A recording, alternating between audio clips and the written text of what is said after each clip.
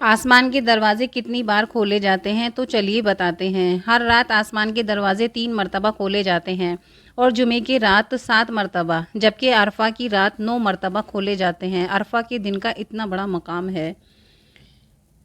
یوم عرفہ 9 ذی الحجہ کی فضیلت۔ رسول اللہ صلی اللہ علیہ وسلم نے فرمایا، جو شخص یعنی عرفہ کے دن اپنے کان، آنکھ اور زبان کو گناہوں سے قابو میں رکھتا ہے، اسے بخش دیا جاتا ہے۔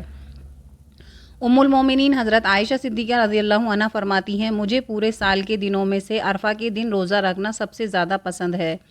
سیدہ عائشہ صدیقہ رضی اللہ عنہا بیان کرتی ہیں، رسول اللہ صلی اللہ علیہ وسلم نے فرمایا، کوئی دن نہیں جس میں اللہ تعالیٰ عرفہ کے دن سے بڑھ کر بندوں کو آگ سے آزاد فرماتا ہو۔ سیدہ علی رضی اللہ عنہا سے ایک شخص نے غسل کے متعلق سوال کیا تو انہوں نے فرمایا، چاہے ہر روز غسل کرو۔ سائل نے پوچھا، نہیں، کون سا غسل افضل مستحب ہے؟ آپ نے فرمایا، ہر جمعے کے دن، عید الفطر اور عید الاضحیٰ اور عرفہ کے دن غسل کرنا مستحب ہے۔ عرفہ کے دن کی خاص دعا۔ رسول اللہ صلی اللہ علیہ وسلم نے فرمایا، سب سے بہتر دعا یوم عرفہ کی دعا ہے، اور میں اور مجھ سے پہلے انبیاء نے جو بھی کہے ان میں سے یہ دعا بہتر ہے۔ لا الہ الا اللہ وحدہ لا شریک لہ لہ الملک ولہ الحمد وہو علی کل شیء قدیر۔ دین کی باتیں پھیلانا صدقہ ہے۔ پلیز ویڈیو کو لائک اور شیئر ضرور کر دیا کریں۔ ذی الحجہ کے 10 دن کی فضیلت۔ اللہ کے نزدیک ان 10 دنوں میں سے افضل پسندیدہ کوئی دن نہیں، لہٰذا ان دنوں میں کثرت سے لا الہ الا اللہ، اللہ اکبر اور اللہ کا ذکر کثرت سے کیا کرو۔ ان میں سے ایک دن کا روزہ 1 سال کے روزے کے برابر، اور دنوں میں عمل کو 7 گنا بڑھا دیا جاتا ہے۔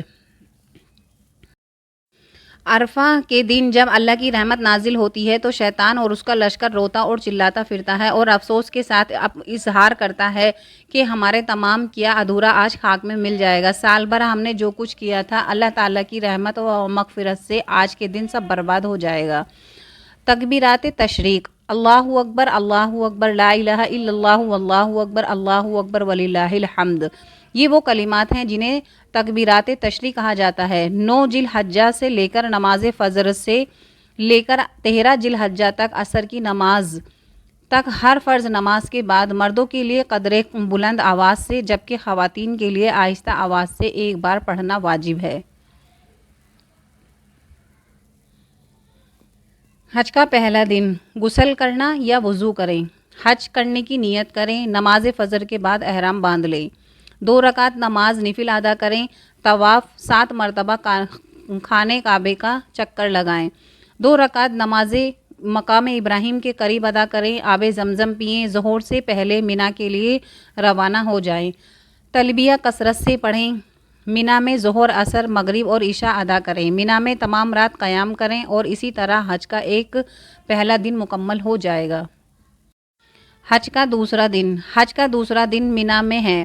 فجر کی نماز کے بعد عرفات جائیں، عرفات میں ظہر اور عصر ادا کریں، سورج غروب ہونے تک عرفات میں قیام کریں، عرفات میں مغرب ادا کریں، سورج غروب ہونے کے بعد مزدلفہ جائیں، مغرب اور عشاء ایک ساتھ ملا کر مزدلفہ میں ادا کریں، کنکڑیاں اکٹھی کریں، تمام رات مزدلفہ میں قیام کریں، حج کا دوسرا دن مکمل ہو جائے گا۔ حج کا تیسرا دن۔ حج کا تیسرے دن آپ مزدلفہ میں ہیں، سورج نکلنے کے بعد مینا میں جائیں، کنکڑیاں ماریں، جانور کی قربانی کریں، بال کٹوائیں، احرام کھول دیں، مکہ مکرمہ میں مسجد الحرام میں جائیں، طواف زیارت کریں، 2 رکعت مقام ابراہیم کے قریب ادا کریں، آب زمزم پئیں، صفا اور مروہ کے درمیان سعی کریں، مکہ مکرمہ میں قیام نہ کریں، واپس مینا جائیں، حج کا تیسرا دن مکمل ہو گیا۔ حج کا چوتھا دن۔ آپ مینا میں ہیں، زوال کے بعد تینوں جمرات پر جائیں، تینوں جمرات پر 7 کنکڑیاں ماریں، عبادت کے لیے مینا میں قیام کریں، حج کا چوتھا دن مکمل ہو گیا۔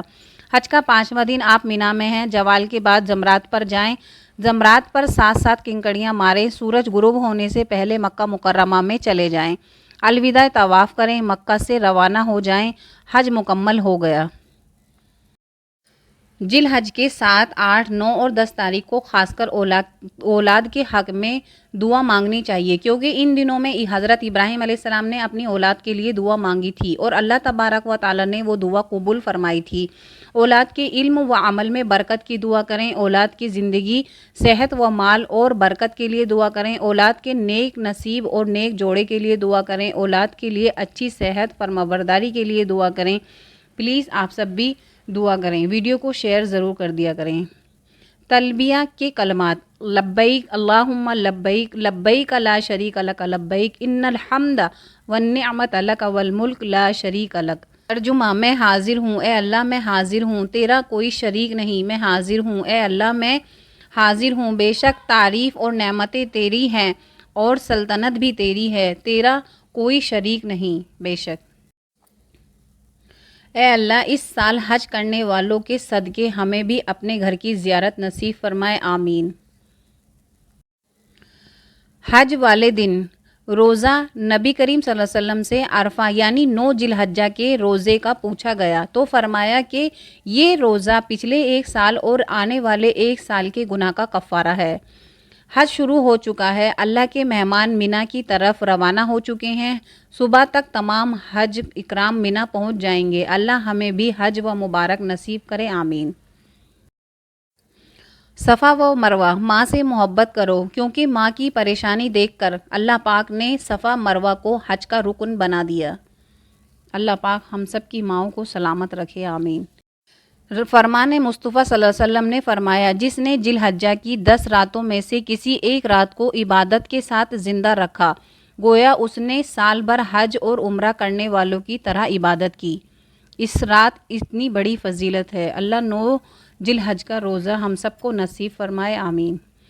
جانور ذبح کرنا سنت ابراہیم ہے اور نفرتوں کو ذبح کرنا سنت رسول اللہ صلی اللہ علیہ وسلم ہے. فرمان مصطفیٰ صلی اللہ علیہ وسلم نے فرمایا، جس نے بالشت کے برابر زمین ناحق لی تو قیامت کے دن اسے 7 زمینوں کا طوق پہنایا جائے گا. کیا آپ کو حج پر جانا ہے؟ امام جعفر صدیقی رضی اللہ فرماتے ہیں، ارشاد فرماتے ہیں کہ جو شخص ہر روز بلا قاعدگی کے ساتھ سورہ نبا کی تلاوت کرے تو انشاءاللہ 1 سال کے اندر اسے خانہ کعبہ کی زیارت نصیب ہوگی.